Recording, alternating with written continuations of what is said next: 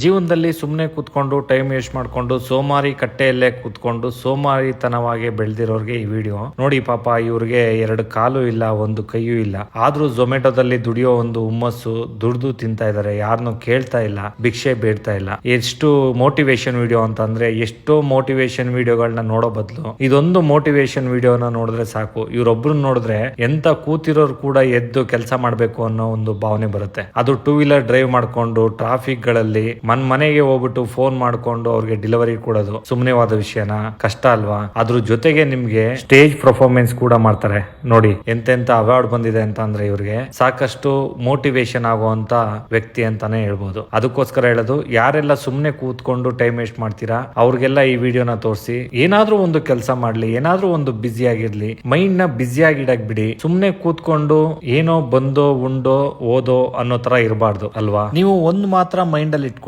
ಪ್ರಪಂಚದಲ್ಲಿ ಎಲ್ಲಾ ತರ ಜನನು ಇರ್ತಾರೆ. ನಿಮ್ಮನ್ನ ನೋಡ್ಕೊಂಡು ನಗೋರು ಇರ್ತಾರೆ, ನಿಮ್ಮನ್ನ ನೋಡ್ಕೊಂಡು ಬೇಷ್ ಅನ್ನೋರು ಇರ್ತಾರೆ, ನಿಮ್ಮನ್ನ ನೋಡ್ಕೊಂಡು ಕಾಲೆಳೆಯೋರು ಇರ್ತಾರೆ, ನಿಮ್ಮನ್ನ ನೋಡ್ಕೊಂಡು ಬೈಯೋರು ಇರ್ತಾರೆ. ಅವ್ರಿಗೆಲ್ಲ ತಲೆ ಕೆಡ್ಸ್ಕೊಂಬಿಡಿ. ನೀವೇನ್ ಮಾಡ್ಬೇಕು ಅನ್ನೋದನ್ನ ದಿನನಿತ್ಯ ಕೆಲಸನ ನೀವು ಮಾಡ್ತಾ ಹೋಗಿ, ನಿಮ್ಗೆ ಒಂದು ಛಲ ಹುಟ್ಟುತ್ತೆ. ನಿಮ್ಮನ್ನ ನೋಡಿ 10 ಜನ ಕಲಿತಾರೆ. ಇದಕ್ಕಿಂತ ಮೋಟಿವೇಶನ್ ವಿಡಿಯೋ ಬೇಕಾ?